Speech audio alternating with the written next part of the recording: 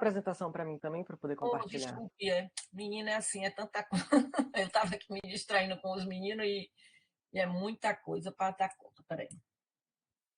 Clara estava se achando poderosa, vai perder o poder. Pronto, vê se agora tá. Tá aqui a opção. Deixa eu tirar a Clara do poder, que ela está se achando aqui. Pronto, então agora eu vou fazer. Então, boa tarde, sejam todos bem-vindos hoje à nossa mais uma atividade, onde a gente tem um convidado super especial, que é o Irlan Brage, que foi aluno daqui do nosso IAC, do BI de Humanidade, ou do BI de Artes, e que vai estar aqui hoje com a gente, falando um pouco das suas ações do Brage Studio e a importância da ação do estúdio no ecossistema baiano, mas não só baiano, porque o Brage hoje voa, alcança voos muito mais altos, né? Então, muito obrigada, Irlan, por estar sempre disponível e por essa parceria que você tem, não só comigo, mas com comunidades e com o nosso querido IAC. Seja muito bem-vindo a nosso espaço aqui. Oi, gente. Estão me ouvindo bem? Estamos lhe ouvindo bem. Eu vou só Ótimo. bloquear minha câmera e deixar você no Tá. cenário, mas eu vou estar. Como você prefere que os meninos perguntem durante ou no final? Eu acho que deixa para o final, na apresentação eu botei um espaço no final para dúvida. Aí no final a gente abre espaço para. Tá. Até porque tem aquela combinação, né? Eles vão fazer perguntas. O grupo 1, ó, lembrar das perguntinhas que vocês têm para a Irlan no final, Uhum. tá certo? Então eu vou bloquear aqui, mas não se preocupe com o chat, que eu estou mediando e só vou intervir também no final, tá bom? Tá bom. Vamos lá, seja bem-vindo. Oi, gente. Prazer. Como sempre, também é um grande prazer participar sempre que a Aline me chama. Fico muito feliz em colaborar. Primeiro, como a Aline já me apresentou, mas eu vou aqui rapidinho só reforçar, eu sou Irlan Brage, fui aluno aqui da UFBA, do BI em Artes, concentrado em Artes e Tecnologias Contemporâneas, e hoje, enquanto MEI também em Brage Studios, embora foi meio que em paralelo as duas coisas, porque eu abri a empresa enquanto eu ainda estava na UFBA, como o Lin falou também, que é a Brage Studios. Já que eu me apresentei, eu acho que é legal também falar sobre o nosso time, né? As pessoas que envolvem a Brag Studios hoje. É muito difícil você fazer um jogo sozinho. Existem pouquíssimos casos que isso acontece, mas definitivamente foge à regra. Então, como não se faz jogo sozinho, essas aqui são as pessoas hoje associadas à Brag Studios. Eu mesmo, né, que sou o CEO, Game Dev e Game Designer na empresa. E uma coisa legal é que a empresa, ela surgiu como algo familiar. Porque o primeiro jogo da gente, que é o Senhas, foi feito por mim, Iratan Nascimento e Iratan Filho, que são meu pai e meu irmão. Então a empresa nasce como esse núcleo familiar e depois, né, a gente está crescendo, muito feliz por estar crescendo, inclusive, mas ela nasce então com essa estrutura familiar. Meu pai, então, ele ajuda bastante dando ideias e tudo, ele é meio que um faz tudo, digamos assim, na empresa. Meu irmão ajuda também na parte de design, até hoje, então eles ainda continuam trabalhando, né, na Brag Studios. Temos uma parceria com a produtora Bango, Eduarda Bango, que está aqui, inclusive, se eu não me engano. Ela estava mais cedo, não sei se ela teve que sair. Aí, ela está aí, ó, no chat. A produtora dela, então, é responsável por produzir os nossos jogos. Ela é a produtora da gente, da Brag Studios. Temos também Luiz Henrique Lobo, que também está aqui, nosso estagiário de Game Dev, programador, basicamente. E nós temos uma outra parceria também, assim como uma parceria com a Eduarda, que é B2B, né, a parceria entre empresas, a gente também tem uma parceria com a Punk Hazard, que é um estúdio de som. Então, toda a parte de sonoplastia, trilha sonora, efeitos sonoros, tudo que for som, eu não manjo nada, mas esses caras são muito bons e faz isso pra gente. Então, a gente meio que terceiriza essa parte de sonoplastia, que é uma prática relativamente comum, inclusive. Muitos outros estúdios que eu conheço também fazem isso. E trabalham também com a Punk, inclusive. A Punk é especializada em som para jogo e cinema. Eduardo mandou uma informação importante, que é verdade. O Eduardo também é do BI e Matheus Aragão também, aqui do som também é do BI. O Matheus e o Felipe são irmãos, então mais uma vez a Braga Studios está sempre nesse signo tempo familiar. O Felipe, se eu não me engano, fez música ou faz música na UFBA, e a Rebeca, se eu não me engano, também tem alguma coisa com a UFBA, mas eu não lembro de qual é o curso dela. Então, é meio que uma família, é uma família barra estúdio muito ligada com a UFBA nesse sentido também. Parte, inclusive, e obviamente por causa da minha trajetória, né? Eu conheci o Eduardo e conheci o Matheus aqui na UFBA, então o BI aí servindo de network pra gente. Bom, então essa é a galera que hoje está envolvida com a Braga Studios, diretamente e indiretamente. Temos hoje na Braga Studios 3 principais frentes de trabalho, né? A gente tem o Estúdio Brag, que é focado em arte e tecnologia, o Estúdio Frey, que é voltado para jogos e entretenimento, algumas questões mais técnicas de business também, soluções de tecnologia, enfim, a gente faz algumas extensões, algumas coisas assim mais técnicas na Frey. E temos a Mimir, que é voltada para educação, jogos, educação, gamificação. A gente organiza essas 3 principais frentes de trabalho hoje na Braga Studios. Apresentando então um pouquinho para vocês sobre a Braga Studios, sobre os projetos da gente e para entender melhor também esses 3 universos. Então, arte e tecnologia. Aqui estão alguns trabalhos que foram feitos envolvendo arte e tecnologia, que estavam envolvido eu principalmente, né, mas enquanto empresa também. Tem a Ausenaus, que foi junto com o artista Nikima, uma apresentação que ficou muito massa, uma exposição lá no Gregório de Matos. Aí a gente ficou responsável por fazer essas asas, que quando a pessoa toca nessa espécie de cajado, ele meio que lê a sua energia e faz um padrão de cores ali com os LEDs nas cabaças atrás, formando as asas. Enfim, foi um projeto bem interessante também, da Ausenaus com Nikima. Esses 2 de cima foram projetos aqui na UFBA, inclusive, exposições aqui na UFBA. O sequenciador felino foi na Jan de Dados e o efemeridade sintética foi no Lavitz 2019.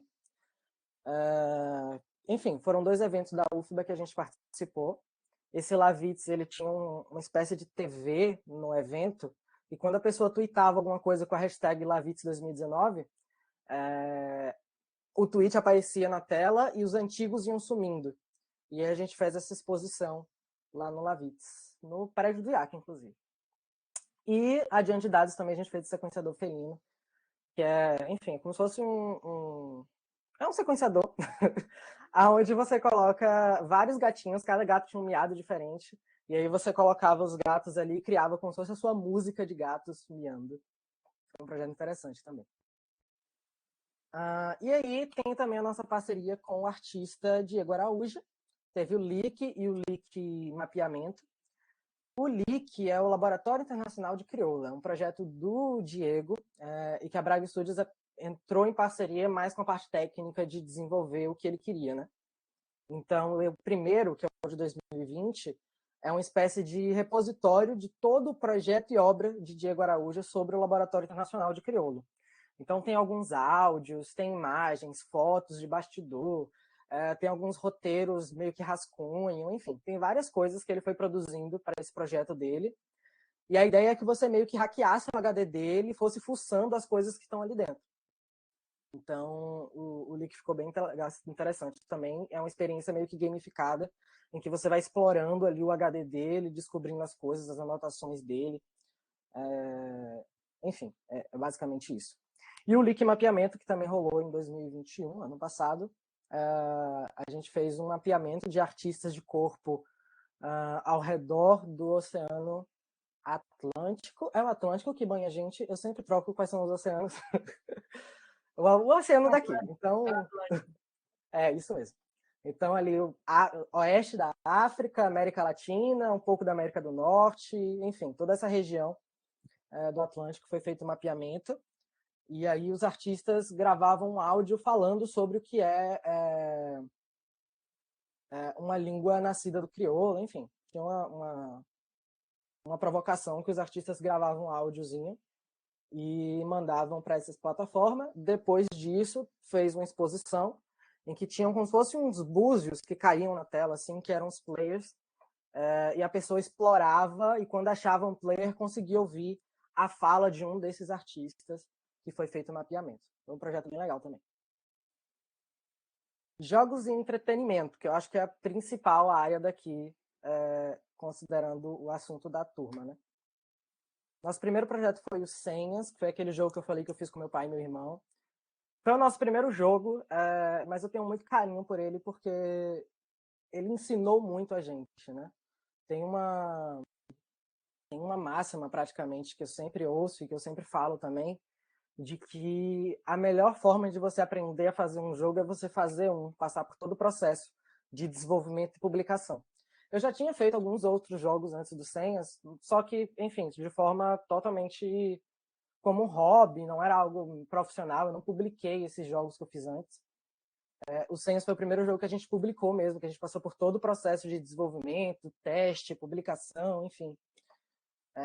E, portanto, trouxe uma carga de aprendizagem assim, inestimável, eu diria, para o estúdio como um todo. Né? Então são 100 enigmas, é um jogo mobile, você vai respondendo ali as respostas e passando de nível até chegar no último, que é o Senhas. Aqui alguns dados do Senhas. A gente é muito feliz porque, assim, normalmente o primeiro jogo dos estúdios não é muito bom. Inclusive, comparando os Senhas com os jogos atuais da Brag Studios, você vê uma certa diferença. Mas ainda assim a gente teve um resultado muito bom, considerando principalmente que foi o nosso primeiro jogo. Então a gente tem muito orgulho disso também. A gente tem uma média muito alta na Play Store, de 4,58. Isso vai variando, né, claro.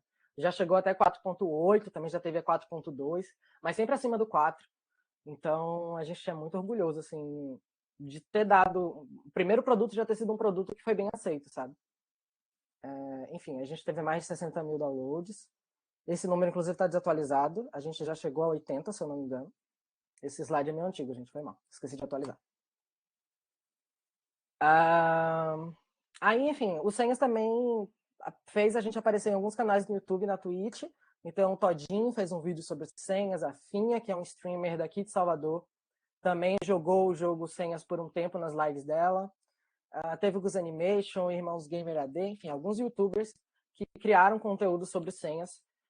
E até hoje aparece de vez em quando. A gente é muito feliz, é muito divertido ver as pessoas resolvendo os enigmas e tal, tentando resolver o jogo. É um sentimento muito interessante. E de vez em quando ainda aparece algum canal ou outro que faz jogos, faz vídeos resolvendo senhas. A gente fica muito feliz. A gente também apareceu no Mosaico Baiano na época, uma entrevista falando sobre o cenário de jogos e tal, e a gente estava ali por causa dos senhas. Aqui eu trouxe um dado de bastidor para vocês, mais a nível de curiosidade mesmo, para quem interessar. Algumas estatísticas que a gente trabalha, isso aqui é um documento real que a gente usou para entender o jogo, para melhorar o jogo e tal. E parte disso que eu falei de aprendizado, que a gente aprendeu muito com o Sense. Um erro gritante que a gente cometeu, assim, bem erro de principiante mesmo, é que a gente não fazia essas estatísticas no começo do jogo, né? A gente ficou um bom tempo sem cuidar desse tipo de coisa. E aí a gente chegou, depois que a gente percebeu que a gente tinha que fazer isso, né? Era meio óbvio até. A gente percebeu, por exemplo, que no segundo enigma, ó, a gente teve aqui no primeiro enigma 100 mil tentativas, né? Então 100 mil pessoas responderam ali o primeiro enigma. 100 mil pessoas não, desculpa. A quantidade é menor, mas existem pessoas que estão mais de uma vez, né? Claro. Então a gente tem ali 100 mil tentativas. Dessas 100 mil, 50 mil estavam corretas. Então 50 mil pessoas passaram para a fase 2. Na fase 2, só 32 mil pessoas passaram para 3. Ou seja, a gente tem uma perca aí de 35%, mais ou menos, 30 e poucos por cento de público já no segundo enigma. Porque o segundo enigma, enfim, depois a gente foi percebendo que tinha alguns problemas, que as pessoas não entendiam ele, não entendiam que era um link, enfim. Teve vários problemas nesse enigma. Depois a gente atualizou, mudou ele, ficou bem mais fácil. Hoje a gente reduziu para 12% de retenção, que ainda é um número alto, por sinal, mas já melhorou bastante. Então, assim, é meio óbvio até, porque se você parar para pensar, o Senhas ele é baseado em anúncios, né? E compras no aplicativo, mas principalmente anúncio, é o que mais dá dinheiro. As pessoas assistem anúncios para ter tentativas, conforme elas vão perdendo, errando as tentativas, elas vão perdendo o número de tentativas que elas têm, e aí elas precisam assistir outro anúncio para ganhar novas tentativas e assim continuar jogando. Se a pessoa desistiu no segundo enigma, eu não ganhei quase nada de dinheiro com essa pessoa, né? Ela não assistiu praticamente vídeo nenhum. Então é alguém que a gente lutou para conseguir ter interesse no jogo, a pessoa se interessou no jogo, baixou o jogo, instalou o jogo, começou a jogar e desistiu no segundo enigma. Então isso é uma perca enorme para o estúdio, né? Imagina, perder 35% das pessoas logo de cara. E esse número já foi pior, a gente chegou, logo no comecinho, chegava a bater 50% de desistência. Então, a gente foi percebendo isso, que a gente tinha que analisar os nossos jogos, absorver esses dados e pulindo o jogo, digamos assim, para deixar ele cada vez melhor. E isso é uma coisa que a gente faz até hoje. O Luiz está aqui, não me deixa mentir, que em todos os jogos da gente, a gente faz agora essas coletas de dados para melhorar o desempenho do jogo. É um aprendizado que a gente levou para a vida do estúdio. Depois dos senhas, a gente teve o toque, que é mais fácil de explicar em vídeo. Gente, eu não sei se eu compartilhei o áudio. Me falem se está com áudio, senão eu paro e compartilho de novo. Dá para ouvir? Tá ouvindo. Bom, então, basicamente, no toque, você tem uma referência ali em cima de algumas imagens que você tem que procurar nessas imagens que estão passando na tela. E você não pode deixar passar... E aí você não pode deixar passar nenhum, caso você esteja perto da TV e comece a tocar esse alarme, e se você deixar passar, você perde no jogo. O toque está disponível para download, quem quiser jogar. Tá? Basicamente é isso. Não tem muito o que falar sobre o jogo. Próximo slide. Vai. Isso. Tá. Aí a gente tem o Orbits Conqueror, que hoje é o nosso principal projeto. O Orbits também é mais fácil de explicar em vídeo. Então eu vou mostrar o vídeo, aí vocês vão entender o jogo. E aí eu explico as coisas que eu quero explicar. Ó. Basicamente você é essa bolinha e você tem que conquistar todas as órbitas. Então você vai pulando de órbita em órbita. Você coleta as moedinhas, né? Que hoje são estrelas, esse bicho vai desatualizar. Enfim, você não pode tocar nas órbitas vermelhas. E se você pular no espaço também, se você der um pulo pro vazio, você também pode. Ok? Deu pra entender, né? O jogo? Me confirme aí no chat. Alô? Deu para entender, gente? Dê um retorno aí. A Lin já conhece, aí não conta. Não, ele não vale. Por isso que eu perguntando aí. Estão dizendo que sim. Estão dizendo que sim. Bom, o Orbits Conqueira, a gente hoje está com uma parceria com a Magalu Games. A Magalu está se aventurando agora a ser uma publisher também. Né? Eu acho que a Lin já deve ter comentado para vocês o que é uma publisher, mas basicamente é uma empresa grande que investe em um jogo, tá? Publica ele, digamos assim. E a gente teve a sorte de ser um dos primeiros jogos a participar desse processo da Magalu de se tornar uma publisher. Na verdade, a gente está participando desse processo. A gente foi selecionado, a gente fez algumas adaptações que a Magalu pediu, e agora a gente está num processo de beta, de teste interno da Magalu. Eu queria, inclusive, pedir aqui para quem puder, que quem tiver Android, que por enquanto o teste interno só está no Android, abrir esse site, maga.lu/games. Quem puder mandar aqui no chat também. Aliás, eu posso até mandar aqui também. Eu estou com as duas coisas abertas. maga.lu/games.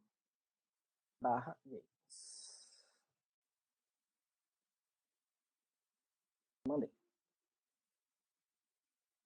Então, lá nesse site vocês vão encontrar isso daqui, ó. Tá vendo? Aí tem aqui a descriçãozinha do jogo. Vocês podem clicar em cadastro Android. Aí vocês vão colocar o e-mail de vocês. Ó, a Duda e o Luiz mandaram também.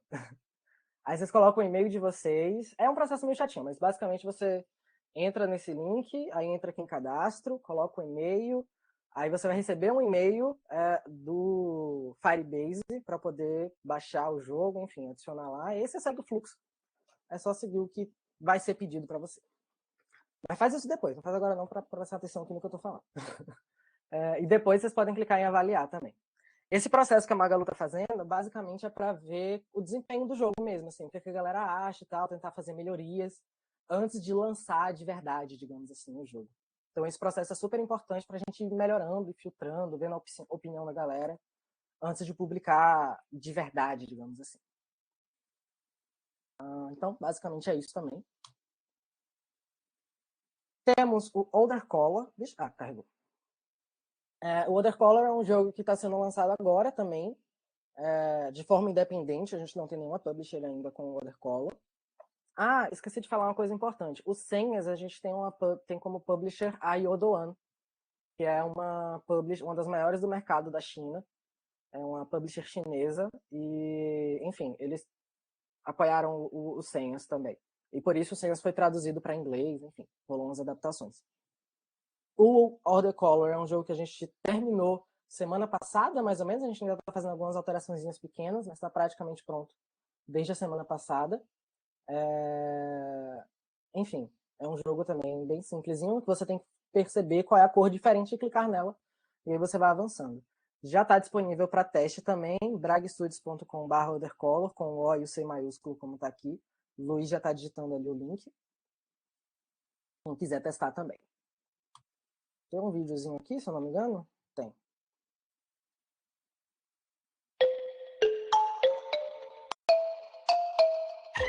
Basicamente você vai clicando na cor diferente e avançando.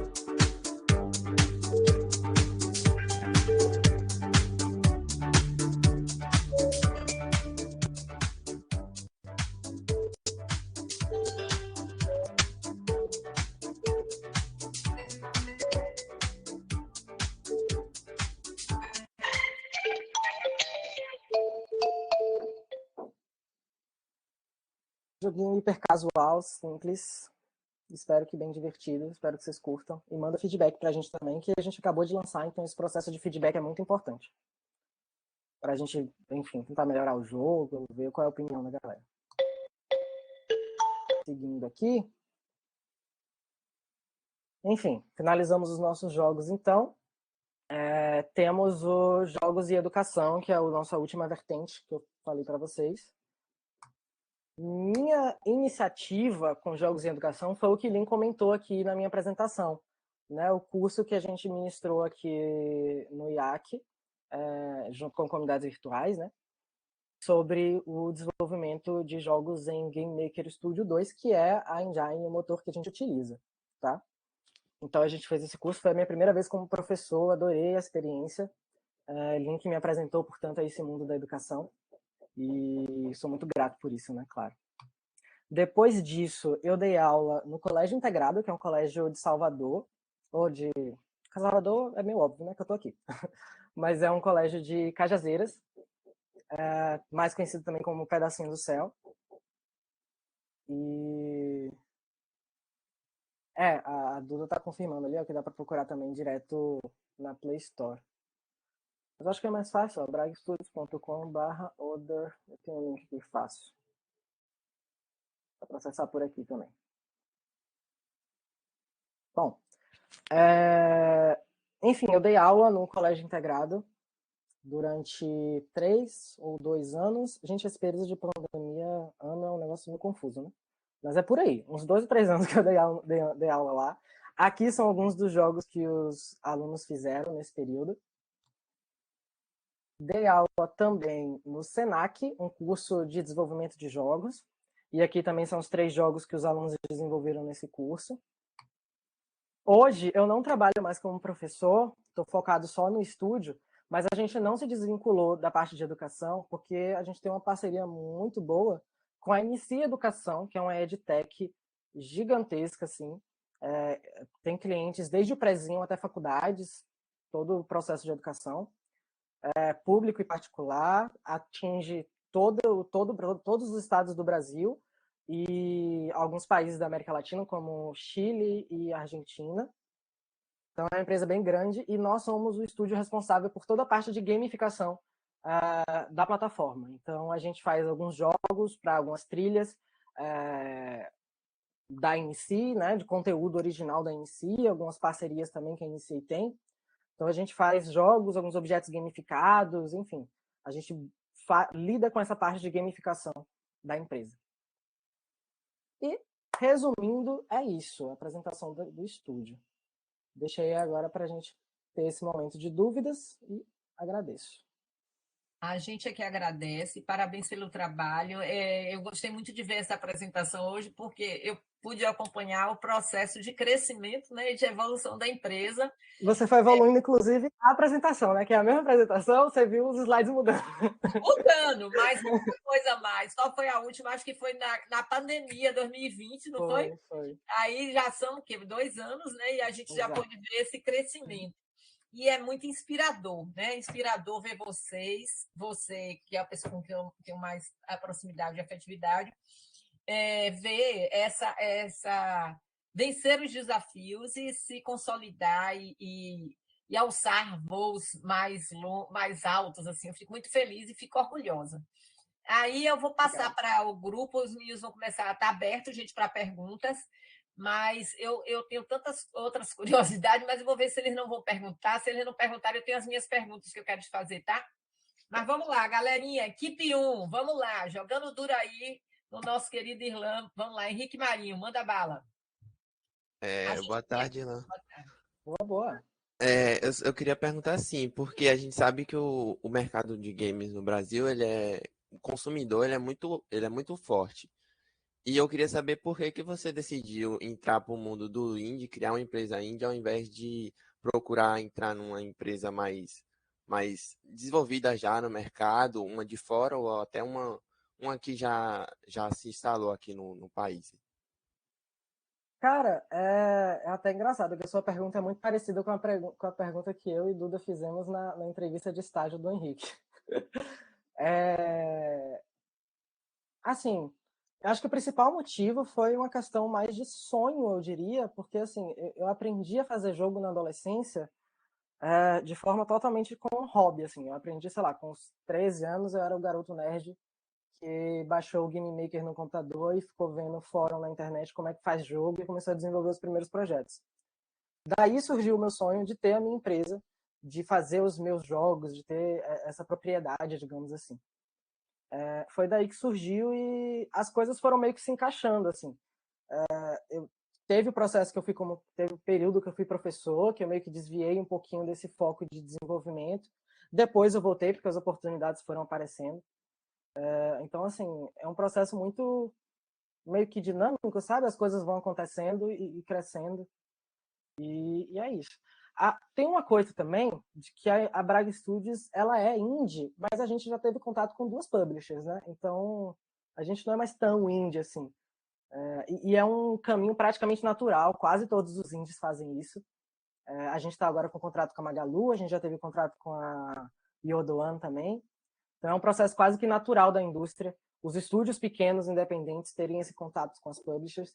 E é uma saída interessante, assim, para quebrar esse problema de fazer com que um jogo pequeno cresça, sabe? De um estúdio pequeno conseguir crescer. Normalmente a gente usa como plataforma uma publisher. Que é isso? Deu para responder? Deu sim, Ilan. Obrigadão aí. Aqui a gente tem várias pessoas que têm interesse, tanto meninos como meninas, em ingressar, né, na indústria, né? Então, essa pergunta de Henrique, eu acho que é mais nesse sentido mesmo, né? De perceber quais são as possibilidades existentes, né? Vamos lá, gente, mais perguntinhas. Cadê vocês? Opa, Oi, Bruno. tá me escutando? Oi, tô sim. Mariana, tem Mariana e depois tem Bruno. Ah, ok. Então, boa tarde, Irlan. Parabéns pela Boa. apresentação, eu gostei bastante. Beleza. Eu tenho uma pergunta, assim, na hora de você fazer o planejamento do desenvolvimento dos seus jogos, se você utiliza algum passo a passo, se você realiza primeiro, não sei, a parte do design, depois a parte teórica, como que você faz mesmo? Tá. Eu tenho uma espécie de arquivo, digamos assim, uma pasta no Drive, aonde eu vou anotando todas as ideias que eu tenho, porque a criatividade é muito de insight, né? Então, às vezes eu estou tomando um banho e tenho a ideia. O Orbits Conquer mesmo nasceu a ideia de um banho. Eu estava tomando banho pensando, viajando, e debaixo do chuveiro tive a ideia. Basicamente, sempre que eu tenho uma ideia nova de um jogo, eu anoto lá. Nesse drive onde eu coloco lá as minhas ideias. E aí, quando a gente vai escolher desenvolver um jogo, eu pego esse drive, pego as ideias que tem lá, vejo se tem novas, né?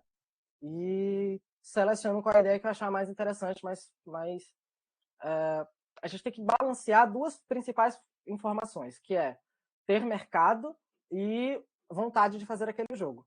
Então a gente tem que calibrar essas duas coisas, entre um jogo que eu goste, que eu acho divertido, que eu quero desenvolver, e um jogo que tenha mercado para ele. Né? Então a gente faz uma pesquisa de mercado para ver se de fato é interessante, se faz sentido.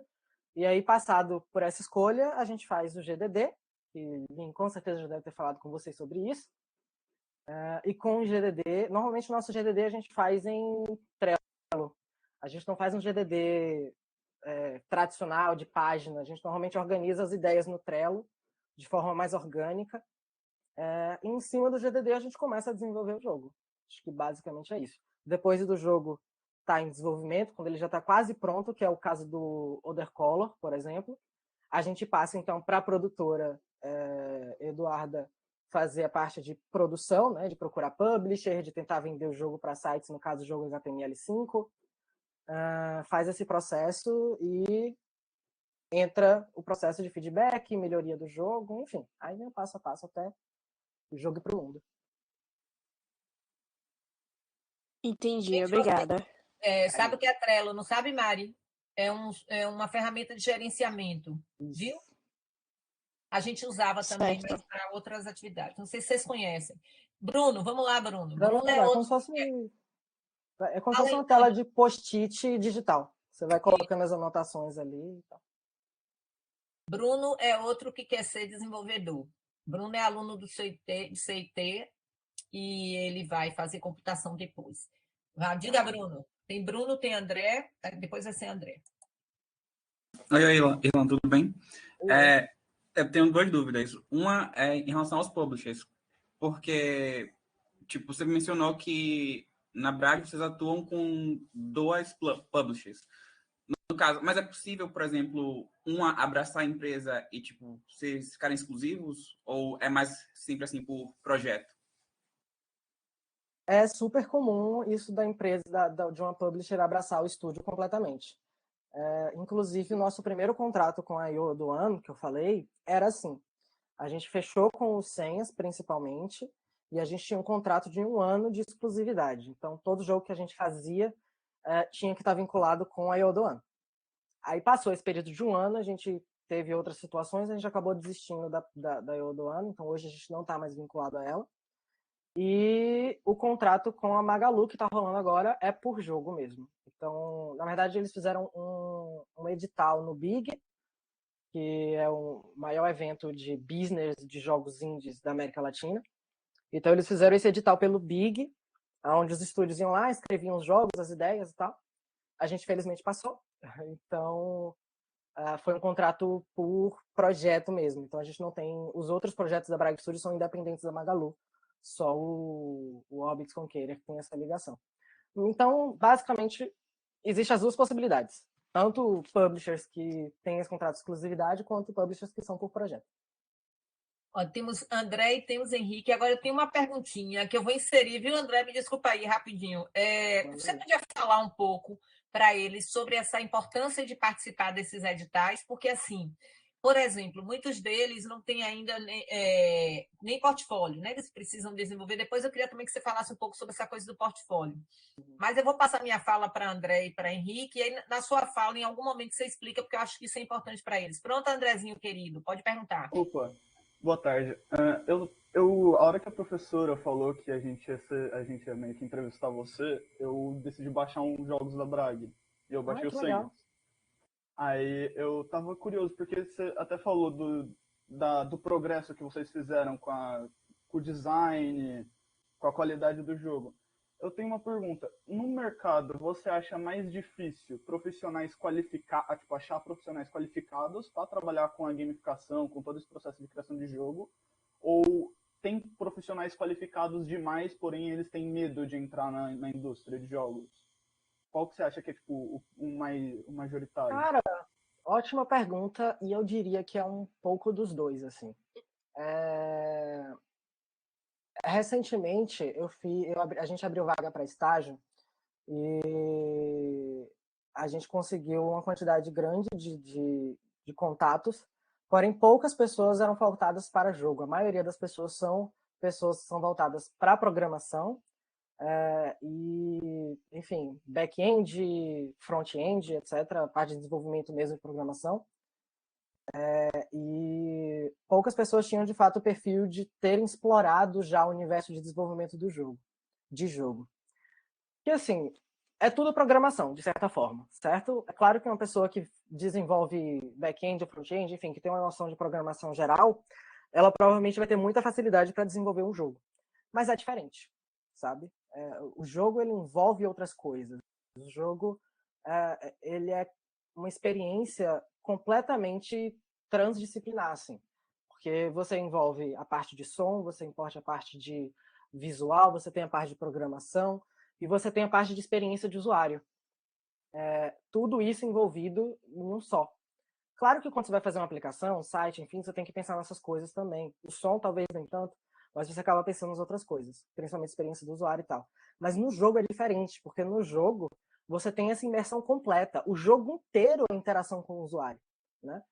Então, tem as suas, sabe, as suas questões, assim, pormenores, que acabam fazendo com que o programador desenvolvedor de jogo, ele é um pouco mais especializado, focado nisso, digamos assim. Eu tenho só mais uma coisa. Na senha 3 do Pedra, Papel, Tesoura, pelo amor de Deus, vira a mãozinha como se eles estivessem jogando Pedra, Papel, Tesoura. Eu passei 3 dias pensando o que era aquilo. Vou anotar aqui o feedback. Gostei da ideia. Mas a gente tem pouca retenção nesse enigma, cara. Aí fica difícil também. Sei lá, eu só pensei que era qualquer outra coisa. Não, tá, realmente, eu tô olhando aqui, tem 17% de retenção. A ideia sua é boa, eu vou anotar aqui. Sim, aí só para completar aquela história do desenvolvimento, a gente hoje está com uma falta de programadores no mercado absurda, né? Então, por exemplo, a INSI, que é a empresa que eu falei que a gente tem parceria, está com 6 vagas abertas de programação desde o ano passado e eles não conseguem preencher porque não acha. Não acha programadores especializados. Então, como a área de programação como um todo, ela não tem programadores o suficiente, acaba que a área de jogos sofre ainda mais, porque a maioria das pessoas, obviamente, vão focar no certo, digamos assim, né? No emprego garantido, que é você se especializar em back-end, front-end ou full stack. Então, enfim, rola isso de ter um déficit no desenvolvimento. Que é isso. Temos agora a pergunta de Henrique Marinho e tem também a de Sofia, que eu passo para você daqui a pouquinho. A de Sofia está no chat aqui. Vai lá, Henrique. Ilan, eu queria perguntar mais na questão profissional mesmo, assim. Porque, tipo assim, você falou que você tem parceria com algumas publishers e tal, mas não é um negócio tipo assim, fixado, né? Você passa um tempo e depois termina o contrato e tal.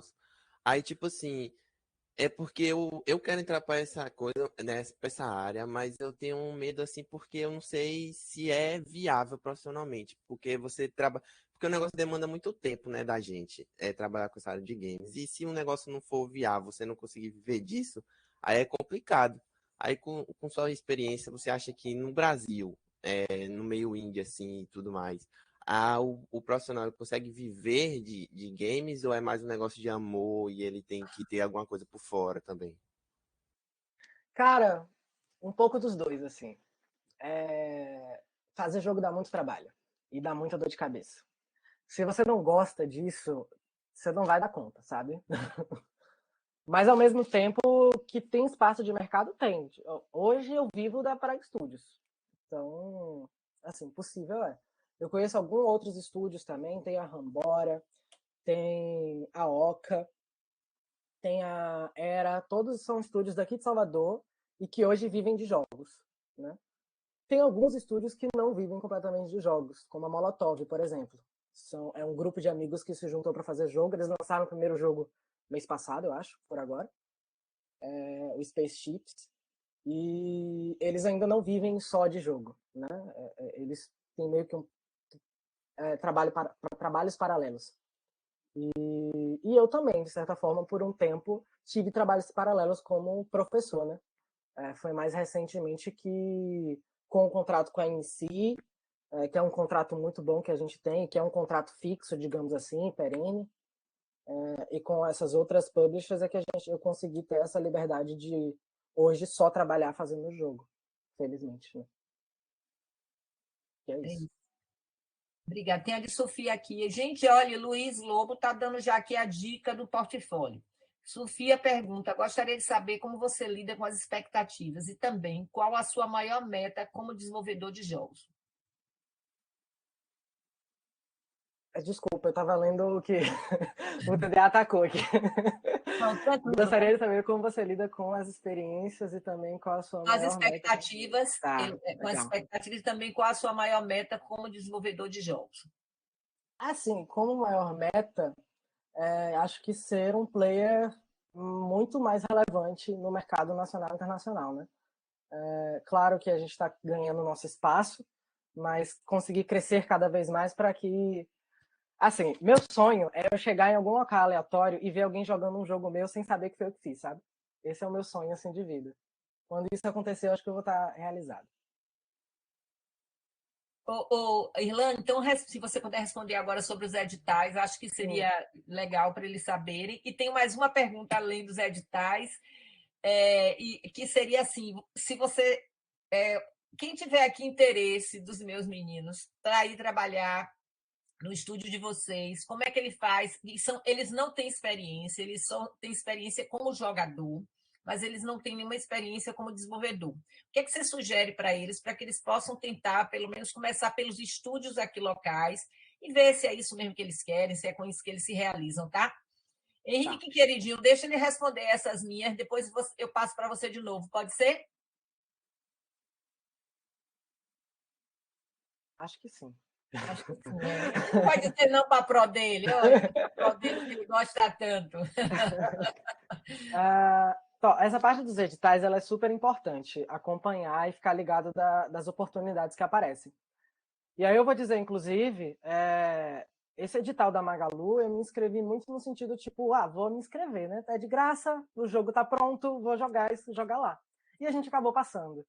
Então, é muito importante você ficar ligado nas oportunidades que aparecem, tanto editais do governo, quanto os editais particulares, como o caso da Magalu. É super importante porque são experiências e são oportunidades de investimento para fazer o jogo acontecer, né?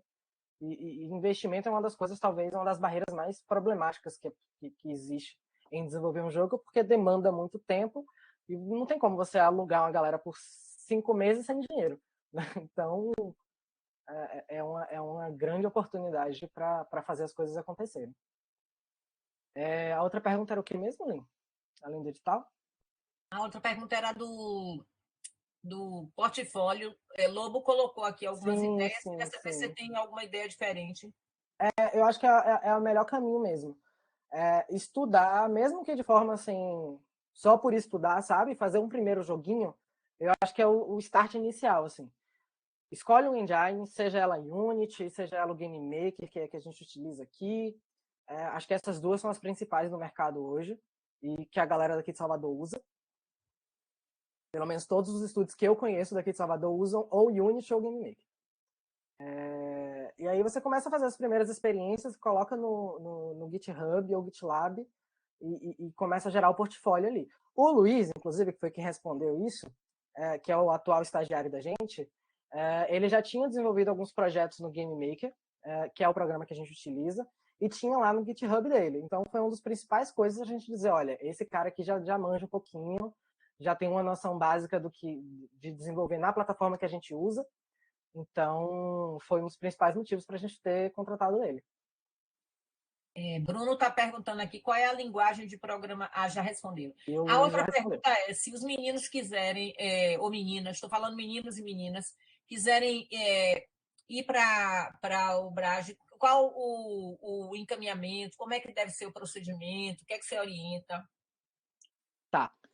Só para complementar um pouco melhor a parte da linguagem, o GML é Game Maker Language, é uma linguagem de programação do Game Maker, mas ela é baseada em C e recentemente ela tem tido muita influência do JavaScript também.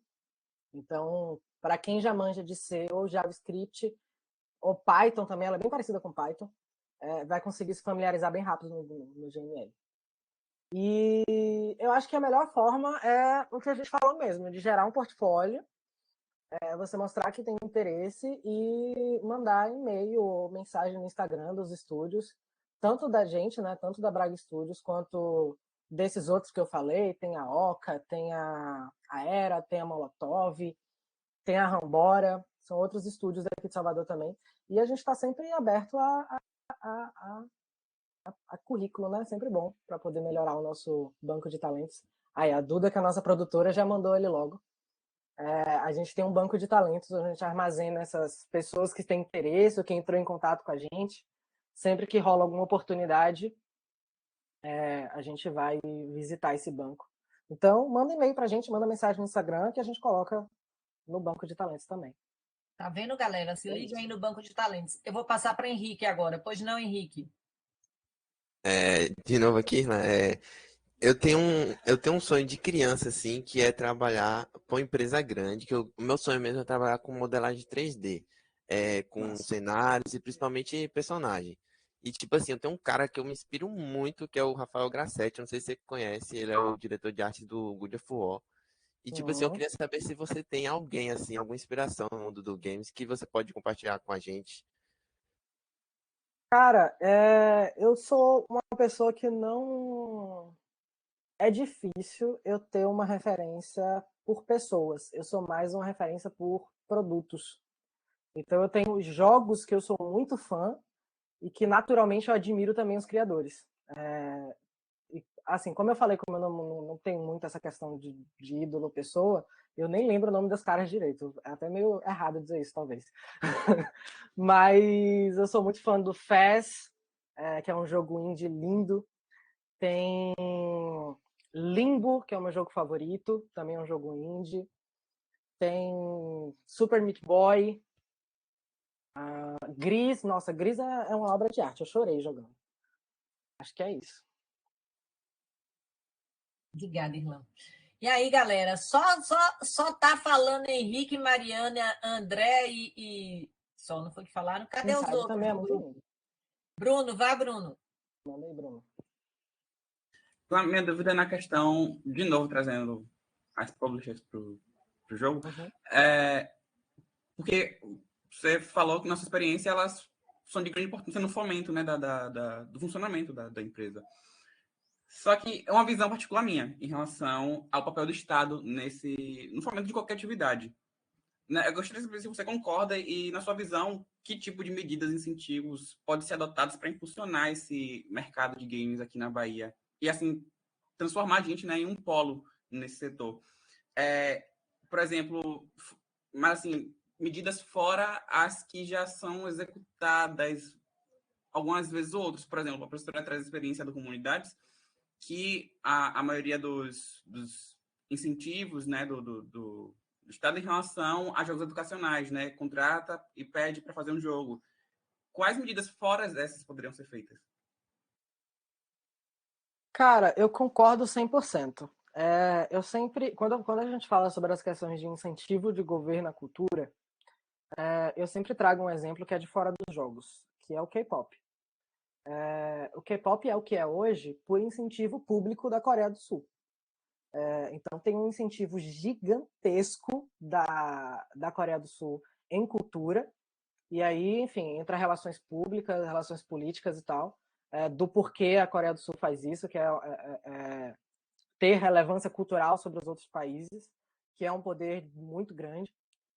Então a Coreia hoje tem o K-pop, que é um fenômeno mundial, tem no cinema também, a gente está começando a conhecer muitas obras da Coreia do Sul, como Round Six, que virou uma febre, e isso tudo é graças ao incentivo público. Então eu acho, assim, na minha opinião, eu tenho certeza que seria muito bom e a gente tem que lutar por isso, para que a gente consiga incentivo público, sim, também no desenvolvimento de jogos, que também é cultura, né? Então, acho que é isso. A galera tá falando Que mais, sobre... gente? Mais perguntas? Eu acho muito interessante essa parte do controle que vocês fazem para ver como é que está a interação, né, do usuário, né, do jogador, porque isso subsidia, na verdade, retorna, né, para o processo de desenvolvimento. Ô, Irlan, eu tenho uma perguntinha. Vocês usam o Trello para fazer o GDD de vocês, mas vocês fazem. Existe a empresa tem algum sistema de documentação desse GDD, do manual técnico, da Bíblia de arte, ou vocês não fazem de forma, tipo assim, um documento mesmo em doc, em PDF? Isso é feito, ou vocês acham que não, que hoje em dia isso, dentro da perspectiva das metodologias ágeis, não é muito indicado? Sei lá, o que vocês acham? Olha, pra gente, a gente começou fazendo GDD mais tradicional, digamos assim, né? Nossos primeiros jogos têm um GDD formal. Só que aí a gente percebeu que não era tão produtivo, porque era difícil de ficar atualizando, tinha que ficar documentando, escrevendo, enfim. O jogo ele é muito vivo, né? Então, durante o processo de desenvolvimento, ele muda muito e, naturalmente, o GDD vai mudando junto. E aí a gente percebeu que no Trello a gente conseguia alinhar a parte de documentação com a parte de produção. Porque no Trello eu coloco ali as mudanças, né, do que o jogo está sofrendo de modificação, como é que ele está sendo alterado, automaticamente já fica documentado ali no Trello, na estrutura do Trello, né, na descrição de cada card, e ao mesmo tempo serve de guia para a produção. Então, alinha uma coisa a outra, né? A gente não tem mais um GDD formal, digamos assim, mas a gente acaba documentando no Trello de forma um pouco mais informal. Desculpe. Não, eu queria mostrar uma coisa do que você falou sobre a parte de coleta e análise de dados. Eu achei isso muito interessante. Eu acho, na verdade... Tem uma coisa que eu esqueci de botar na apresentação. Eu vou apresentar a tela rapidinho aqui. Não é uma janela, eu quero um guia do Chrome. Isso aqui. Compartilhar.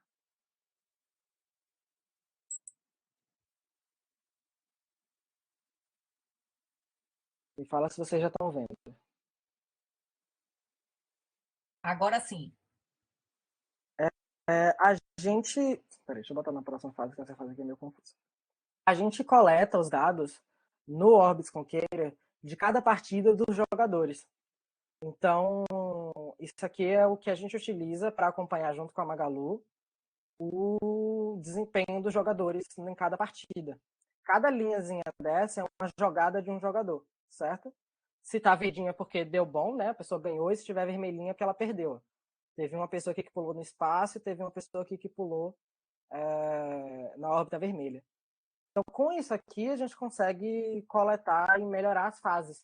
Que a gente vai perceber, por exemplo, essa fase daqui, essa órbita grandona daqui, ela era bem menor na primeira versão. E aí a gente percebeu que estava tendo uma desistência muito grande de pessoas que pulavam aqui e aqui, né? Fora da órbita correta. E aí estavam tendo as pessoas se desestimulavam muito e tal com essa fase. E depois, com essa coleta de dados, com essa observação, a gente conseguiu melhorar a fase e deixar ela assim, mais redondinha, com poucas pessoas perdendo. Dá para visualizar individualmente também cada partida, dá para ver aqui qual o level mais atingido do jogador dessa partida, quantas partidas ele fez nesse nível, qual foi o primeiro acesso dele, o último. Então a gente coleta alguns desses dados, são super importantes para a gente poder produzir e melhorar o jogo. Esses dados não entram como dados pessoais. Então a gente consegue coletar eles sem grande burocracia. Porque o player eu chamo de uma ID aqui aleatória, eu não sei quem é de fato essa pessoa, é só uma ID aleatória para esse dispositivo que está jogando o jogo. E esses outros dados não entram como dados pessoais, então a gente consegue coletar sem grande dificuldade. Acho Você tocou num ponto aí importante que eu queria lhe perguntar sobre essa questão da proteção. Como você falou, né, é anonimizado, né? Você não sabe quem é quem ali. Mas como é que os jogos de vocês estão alinhados hoje com a questão da Lei Geral de Proteção de Dados? Olha, a gente tem 2 tipos de dados que a gente coleta no jogo. Esse que é uma coleta mais ativa, digamos assim, que somos nós que fazemos de fato. essa coleta de dados, como eu disse, não está problema nenhum com nenhuma das leis atuais, porque existem mais de um país e cada um tem as suas próprias peculiaridades, né, com relação a essas leis de proteção de dados. Nenhuma das leis até então reclamam dessa forma anonimizada e coleta de dados que não é dado pessoal.